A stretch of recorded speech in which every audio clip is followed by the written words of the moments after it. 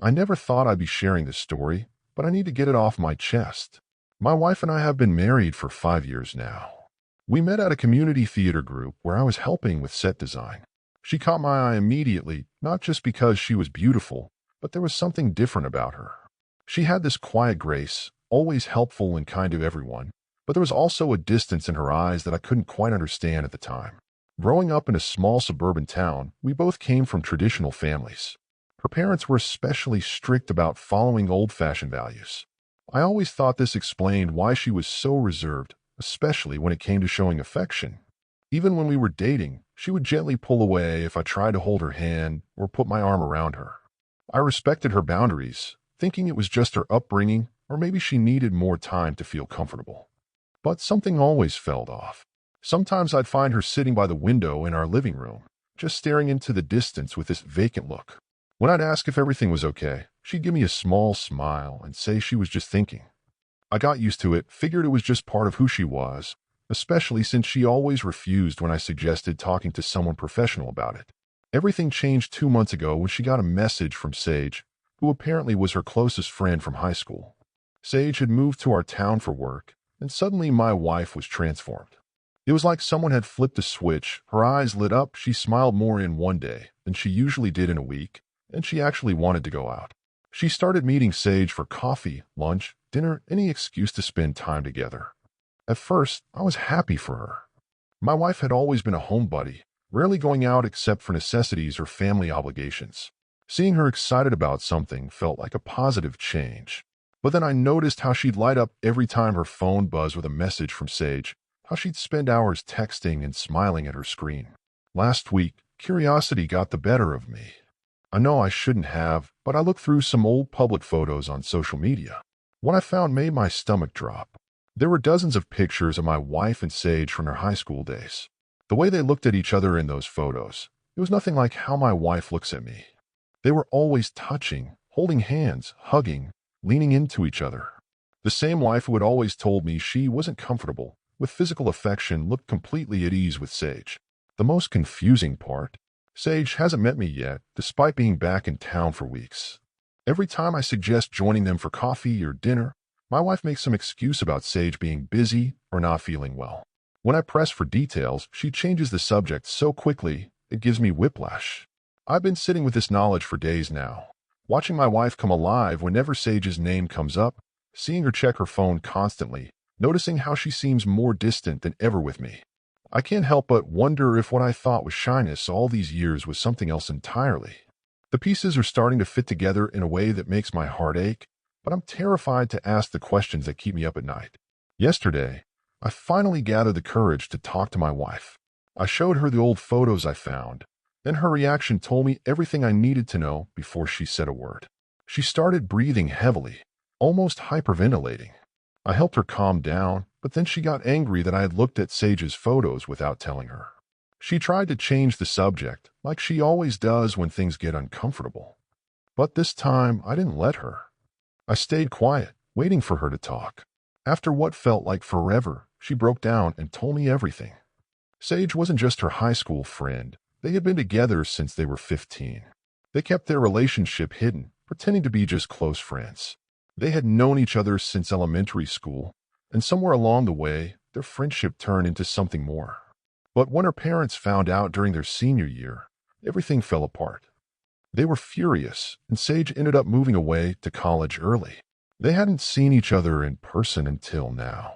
What hurt the most wasn't learning about their past relationship. It was when my wife started talking about Sage. She called her my love, without even realizing it.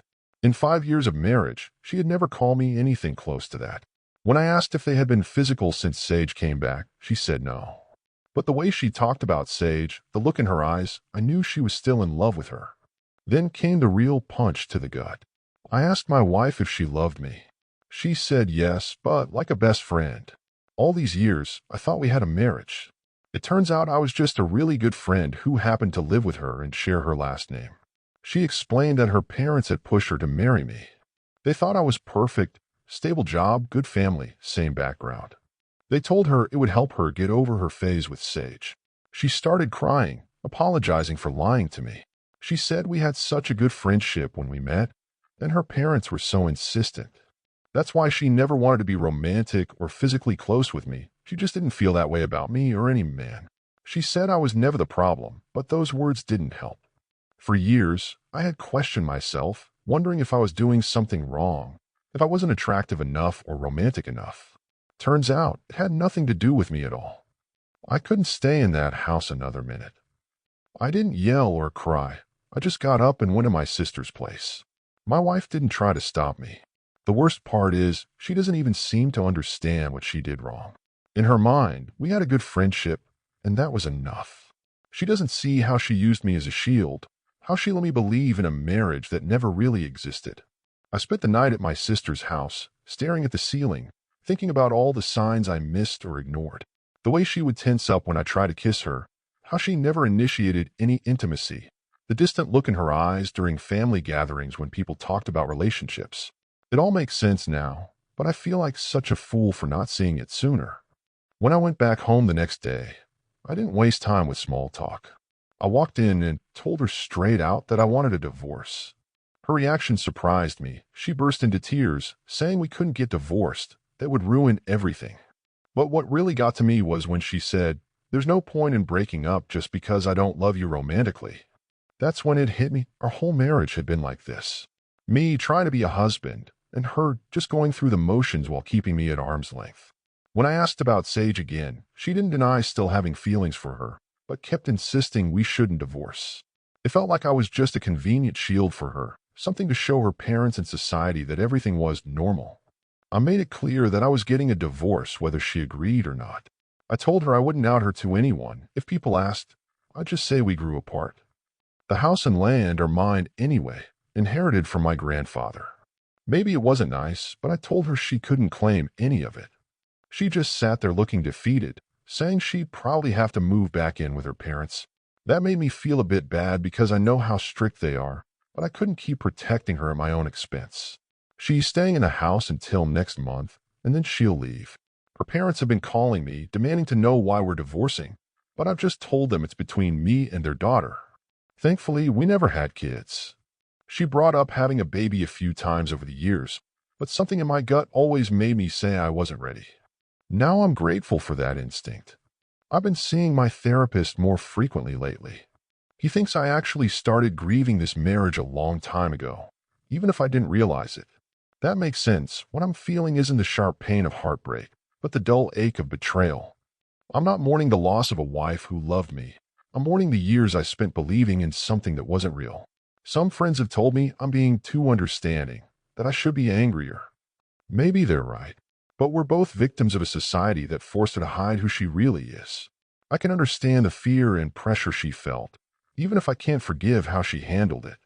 At the same time, I'm done trying to save someone who doesn't want to be saved. Looking back, I wonder if I stayed because I recognized something familiar in her struggle.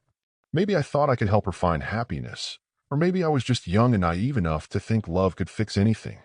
But now I know better. You can't build a real marriage on secrets and pretense, no matter how good the friendship is. For now, I'm focusing on healing.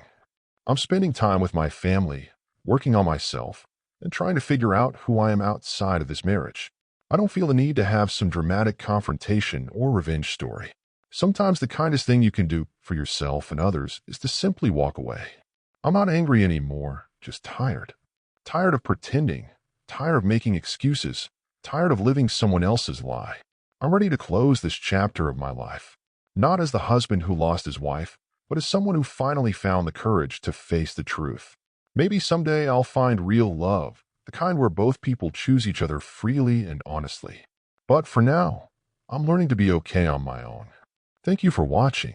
If you enjoyed this story, please hit that subscribe button to help us reach our goal of 1,000 subscribers. Don't forget to give it a thumbs up and share it with friends or family who might enjoy it too. Your support means a lot. And if you have any thoughts, questions, or story ideas, drop them in the comments below. I'd love to hear from you. See you in the next story.